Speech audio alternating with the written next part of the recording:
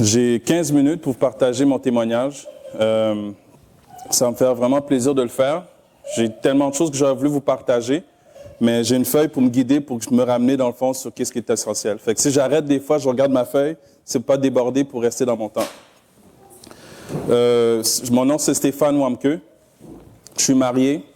J'ai 2 enfants. Mon épouse qui est là, la plupart de vous la connaissez. Elle n'est pas là aujourd'hui parce qu'elle a quitté hier pour Gatineau.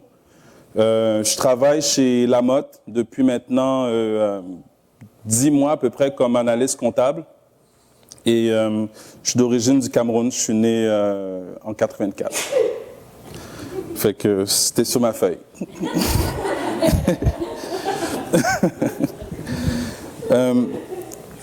Mon intention, mon but, j'aimerais vraiment pouvoir un peu vous communiquer la grâce de Dieu, qu'est-ce que Dieu a fait pour moi. Je n'ai pas vraiment l'intention de parler de moi, c'est simplement vraiment montrer que Dieu est bon, que Dieu est puissant, qu'il est fidèle et qu'on peut réellement se confier en lui. Fait que c'est vraiment mon intention aujourd'hui.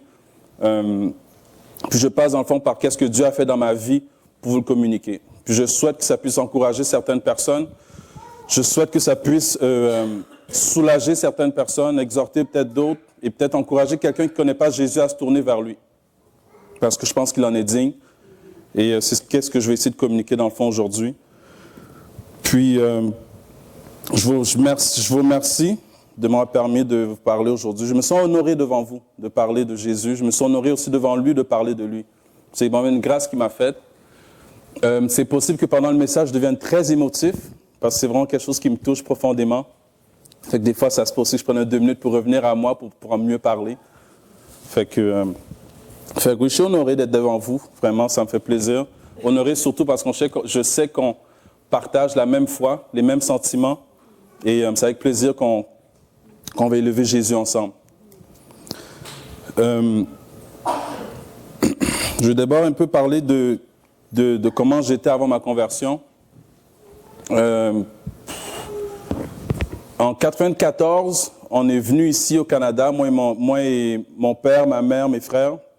En 93, mon père était venu une année plus tôt parce qu'il avait une bourse pour étudier ici, du Cameroun. Et 1 an après, on venait le rejoindre. Ça, c'était en 94, j'avais à peu près 8-9 ans.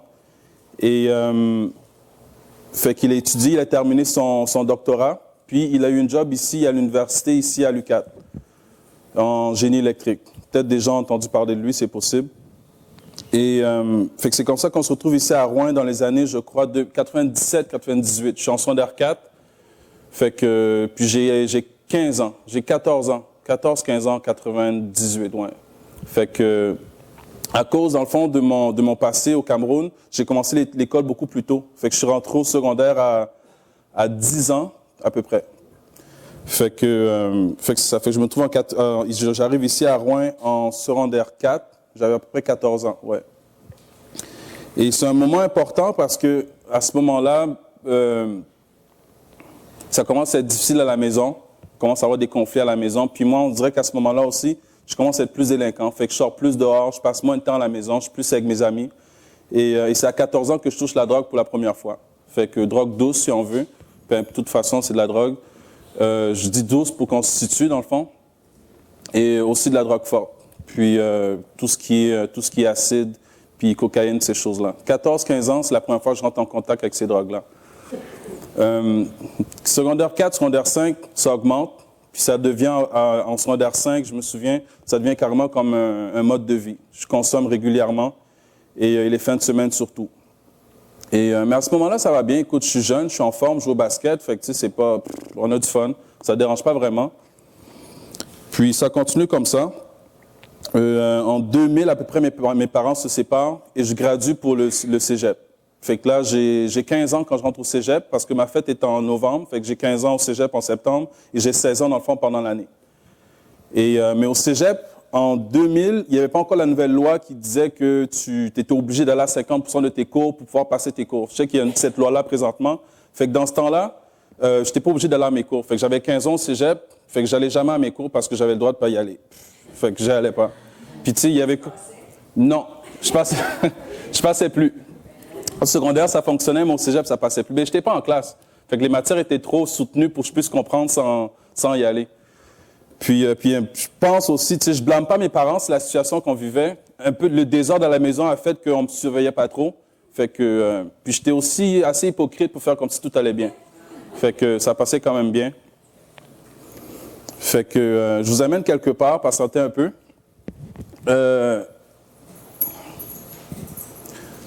Fait que l'école commence à chuter, la consommation commence à continue à augmenter. Mais, bien sûr. Ça prenait où ton argent? C'est quand même une bonne question. Je vendais de la drogue aussi. Vraiment, ouais. Fait qu'il y avait du vol, je commençais à voler, des choses comme ça. Ouais. Fait que, puis, très bonne question. Donc, c'est pas mes parents qui fournissaient mon... Non. Puis, fait que l'école commençait à aller vraiment en descendant. Et mes parents, finalement, se séparent. Un an après, je me retrouve à Gatineau avec ma mère. Fait qu'on déménage vers Gatineau. Mon père reste ici seul. Une grosse déchirure. On commence... Tu sais, c'était vraiment difficile, la séparation. Tu sais, on prenait plus le côté de ma mère. Elle nous parlait beaucoup. Fait qu'on était comme... Je dirais pas le mot, mais comme papa, comme deux côtés. Puis... fait que ça crée vraiment comme une grosse déchirure. Tu sais, aujourd'hui, je suis très proche de mon père. Il est encore ici. Puis, tu sais, ça l'a vraiment blessé. Ça l'a vraiment, vraiment blessé. Puis, mais tu sais, quand t'es jeune, tu sais, je suis avec maman. Puis, on déménage à Gatineau. Je m'inscris aussi à l'école, mais ça va toujours pas bien. Fait que je coule aussi l'école. Puis, finalement, le cégep me dit que, écoute, tu coules trop de cours, tu peux plus aller à l'école. Ça a été vraiment dur pour moi parce que chez nous, la culture d'où j'ai grandi, dans le fond, l'école, c'est vraiment une grande valeur. Vraiment une grosse, grosse valeur. Fait que, tu sais, ça a été vraiment comme pour moi, comme, waouh, on me refuse d'aller à l'école. Tu sais, t'es rendu où dans ta vie, là? J'ai pleuré au cégep, je m'en souviens, je suis sorti du bureau, j'ai pleuré. J'avais 18 ans à peu près, 17-18 ans. Et puis là, je vais plus à l'école, fait que davantage de délinquance, je suis encore plus dehors, fait que ça a juste augmenté encore plus. Fait que si je consommais peut-être plus le soir, mais là, je consommais vraiment toute la journée. Plus d'alcool. Et là, maintenant, tu sais, on volait régulièrement. Tu es dehors, tu n'as pas d'argent, qu'est-ce que tu fais là? Fait que tu voles pour manger, tu voles pour boire, tu voles pour t'habiller, tu voles un peu pour tout, dans le fond. C'est vraiment ça notre mode de vie. Puis je commençais à faire des in and out dans les postes de police parce qu'on faisait des bêtises, on se faisait prendre. Fait que, tu sais, ça a commencé vraiment comme... la délinquance commençait à aller à un autre niveau, si je veux. Puis c'est dans les mêmes années 2001-2002 que je rencontre Kéla.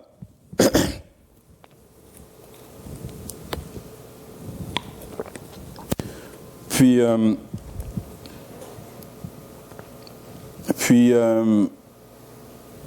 oui, je vendais de la drogue, mais à force de côtoyer ce milieu-là, dans le fond, mais tu fais juste augmenter dans la délinquance. Fait qu'avant, je vendais peut-être du pot, mais là, je t'ai rendu que je vendais de la cocaïne. Mais malheur à moi, j'en avais déjà consommé quand j'étais plus jeune. Fait que finalement, tu sais, j'ai consommé de la cocaïne, mais j'en vendais. Fait qu'à un moment donné, ça a comme fait boule de neige. J'étais rendu accro. Fait que, tu sais, c'est vraiment comme... J'ai perdu le contrôle. Et un jour, ma mère m'a confronté parce que je l'avais volé cette journée-là pour en consommer, justement. Parce que c'est ça. Puis elle m'a confronté, elle m'a dit, je me souviens, ça m'a brisé le cœur. Je pense que c'était en 2005. Non, c'est pas en 2005, c'est en 2003 à peu près. Elle m'a dit, tu mets des enfants au monde, puis ils te volent. Tu sais, elle a dit ça, c'était une plus longue phrase, là, mais finalement, c'est ça que ça disait. Ça m'a déchiré le cœur, ça m'a vraiment déchiré le cœur. J'ai pleuré. J'avais jamais pleuré comme ça. En tout cas, j'ai pleuré. J'ai dit, t'es rendu où? J'ai pris une décision la même journée. Elle était sortie, elle m'a parlé, elle a quitté. J'ai pris une décision. Puis la journée même, j'allais en thérapie. Parce que ça faisait aucun sens pour moi. Tu sais, c'était comme un conflit de valeurs, dans le fond, pour moi. Là, c'est comme ça fonctionne pas. Fait que c'est ma première fois que j'allais en thérapie interne à Mélaric, 6 mois. Je vais en thérapie. Ça se passe bien dans le sens où je vais là-bas pour arrêter de consommer, puis je ressors motivé pour plus consommer, mais je retourne dans qu'est-ce que je faisais avant. Fait que moi, je vais refaire de l'argent, fait que je retourne dans qu'est-ce que je faisais avant, puis la réalité est que tu retournes dans qu'est-ce que tu voulais pas refaire. Fait que je ressors de thérapie. 2 mois après, je retourne en thérapie parce que je suis retombé, puis je veux pas consommer. Fait que moi, dans le fond, mon idée, c'est comme si je voulais juste les bienfaits de ce monde-là, mais sans voir le négatif de ce monde-là, mais ça fonctionne pas. C'est comme ça va ensemble. Fait que je voulais vivre ça, mais juste avoir des bons côtés de ça.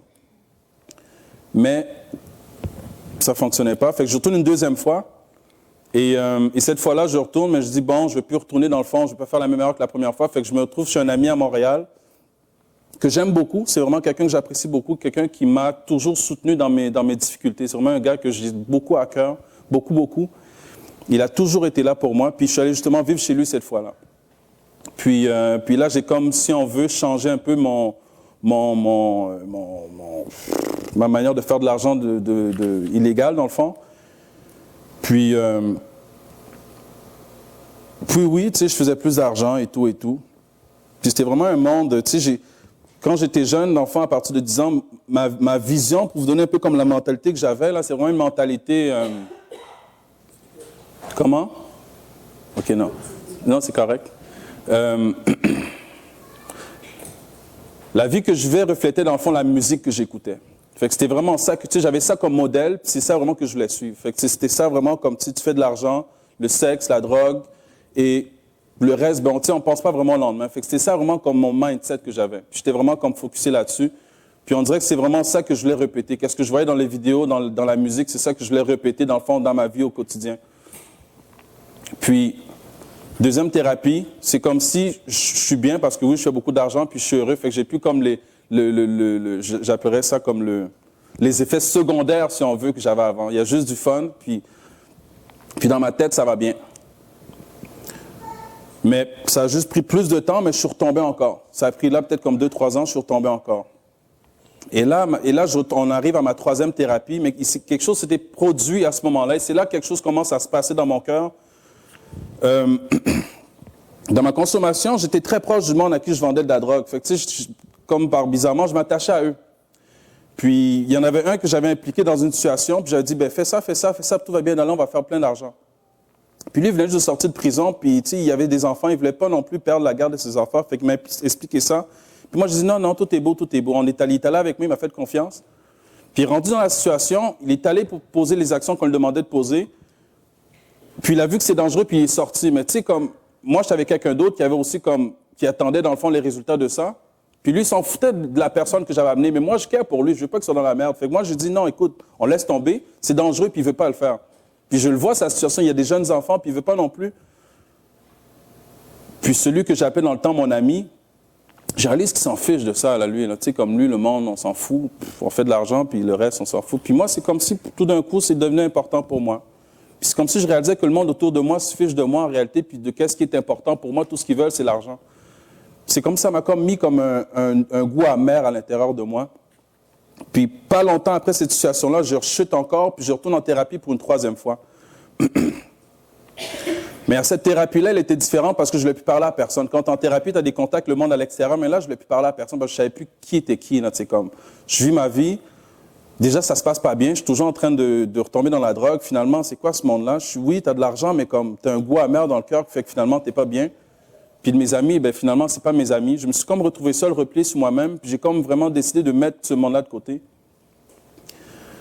Puis je finis cette thérapie-là, puis un événement se produit par la suite. Je ne veux pas préciser la situation en tant que telle, mais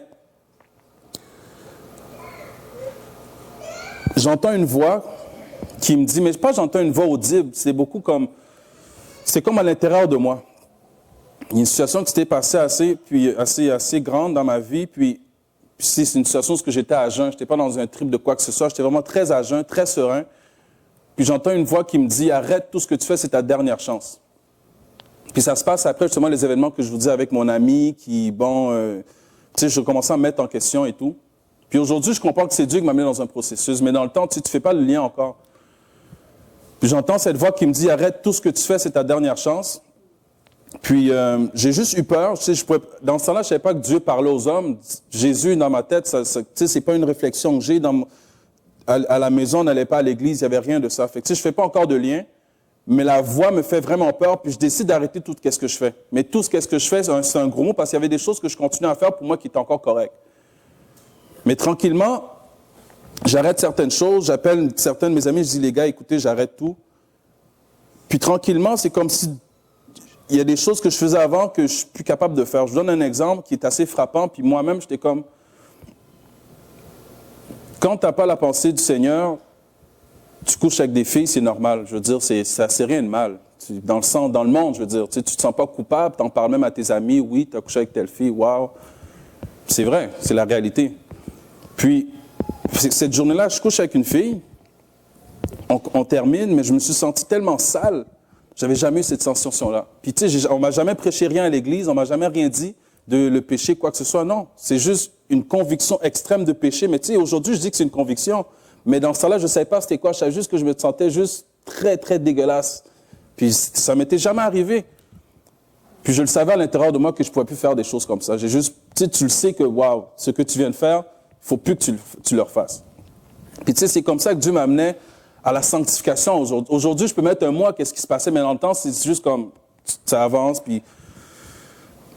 Fait que ça, c'est une action, ça, c'est une des choses. Puis 2 mois après que j'ai entendu cette voix, un mois après l'événement que je viens de vous dire avec la fille arrive, puis un autre mois après, je me retrouve dans une église, puis j'entends le pasteur parler, puis je prends comme une décision de revenir dans cette assemblée-là, puis à un moment donné, j'entends le message, c'est comme si le lien se fait dans mon cœur avec la voix que j'avais entendue, puis je fais comme...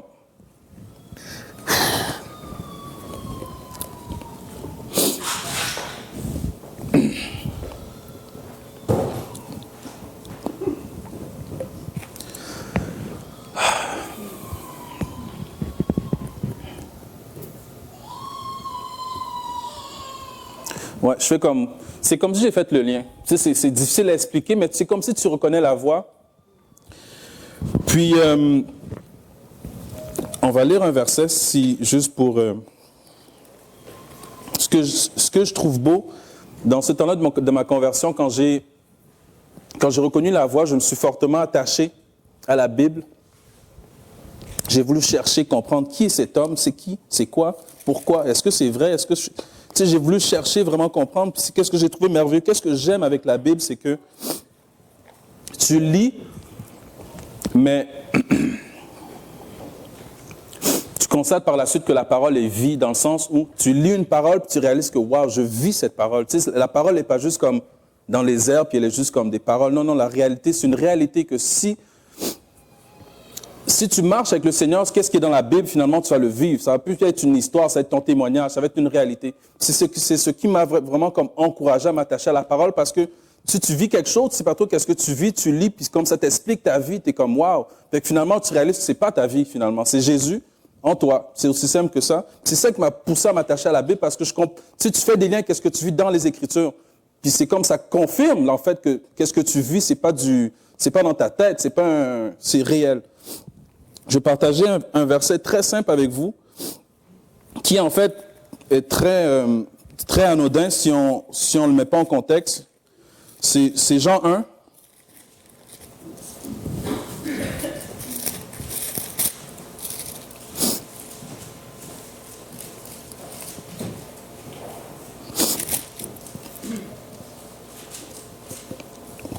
C'est Jean 1, versets 1 et 2.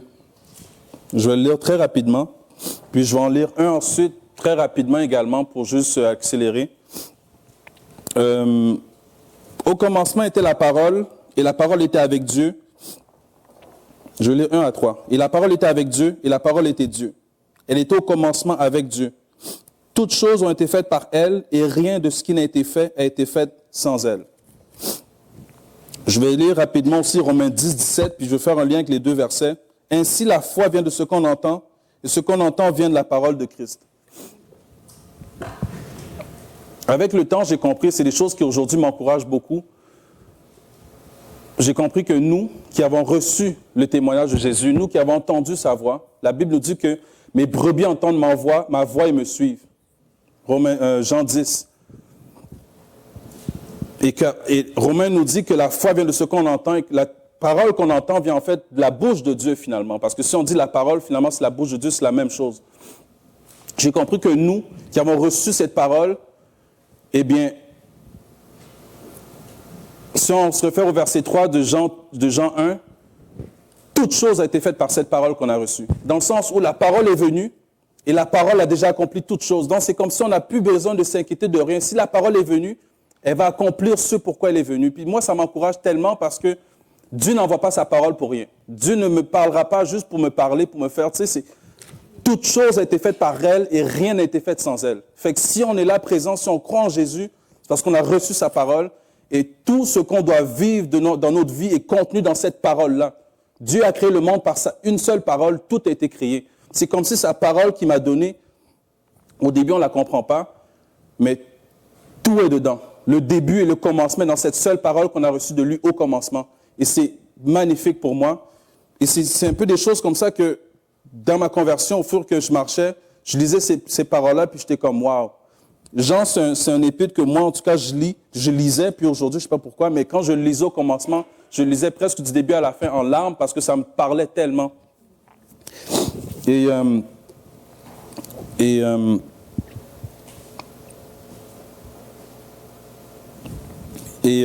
Qu'est-ce qui aussi m'avait encouragé beaucoup au début de ma conversion, parce que tu te retrouves un peu seul.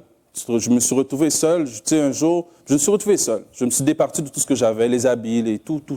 Ça me fatiguait, ça me dérangeait. Je n'étais plus capable. C'est pas parce que je voulais pas, ça ne marchait plus. C'est comme si tu veux, mais on dirait que ça, tu forces un peu. Bon, je vais continuer un peu. Tu sens que ça ne fit plus. Fait que tu le mets de côté. Fait qu'à un moment donné, je me suis retrouvé seul. Mais j'étais bien. J'étais bien. J'étais seul, puis j'étais bien. Fait que le monde dit pourquoi. Je ne peux pas t'expliquer pourquoi. C'est juste ça. C'est juste ça, je sens que c'est ça. Puis c'est sûr qu'après, tu comprends pourquoi c'est ça, parce que tu es juste bien, fait que tu restes ça parce que tu es bien, mais sans trop comprendre pourquoi tu es bien. Aujourd'hui, je suis capable de l'expliquer, mais au début, c'était un peu plus compliqué. C'est parce que tu étais seul avec le Seigneur. Amen. Amen. Puis, je pense qu'il me reste peut-être 5 minutes, je pense. Hein? Non, c'est fini? 1 minute? 2? OK.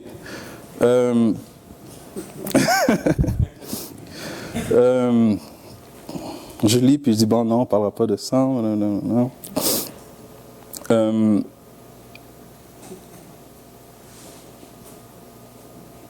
va lire un dernier verset, puis je vais conclure. On va aller dans Job 42.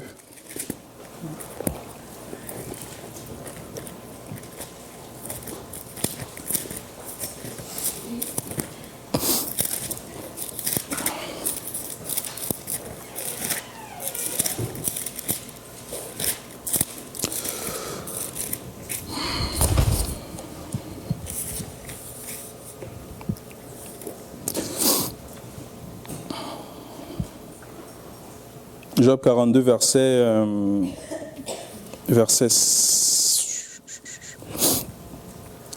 5. Job nous dit, « Mon oreille avait entendu parler de toi, mais maintenant, mon œil t'a vu. » Tu sais, la parole est tellement proche de nous, mais souvent on ne le réalise pas. Puis cette parole-là nous concerne tous. Si Dieu a fait quelque chose dans ta vie, mais ça veut dire que tu l'as vu. Il ne viendra pas de manière physiquement. Job n'a jamais vu Dieu physiquement. Il a simplement vu Dieu agir. Et dans Exode, on dira, ça c'était le doigt de Dieu. Fait que Dieu agit. Et si Dieu agit dans ta vie, peu importe de quelle manière, mais tu l'as vu. C'est comme ça que Dieu se manifeste.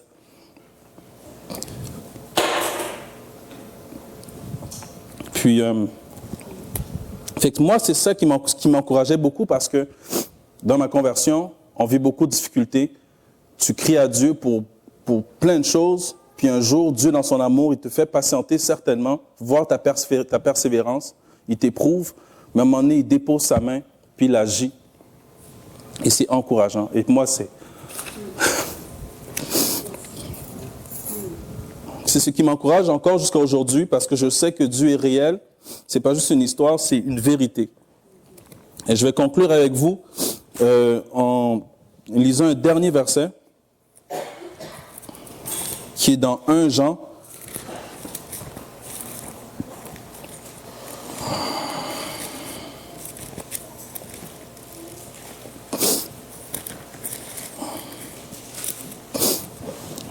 Jean, chapitre 5, je vais le lire rapidement. Je vais lire de 1 à 5. « Quiconque croit que Jésus est le Christ est né de Dieu, et quiconque aime celui qui l'a engendré aime aussi celui qui est né de lui. Nous connaissons que nous aimons les enfants de Dieu lorsque nous aimons Dieu et que nous pratiquons ses commandements. Car l'amour de Dieu consiste à garder ses commandements, et ses commandements ne sont pas pénibles. Car tout ce qui est né de Dieu triomphe du monde, et la victoire qui triomphe du monde, c'est notre foi. Je termine avec ce verset parce que c'est ce que je vais conclure de cette manière-là. C'est ce que Dieu m'a donné, c'est mon témoignage. Et chacun de nous, on a aussi notre témoignage. Et je crois, peut-être que je me trompe, mais je crois que c'est ce que Dieu nous donne de plus précieux. C'est son témoignage.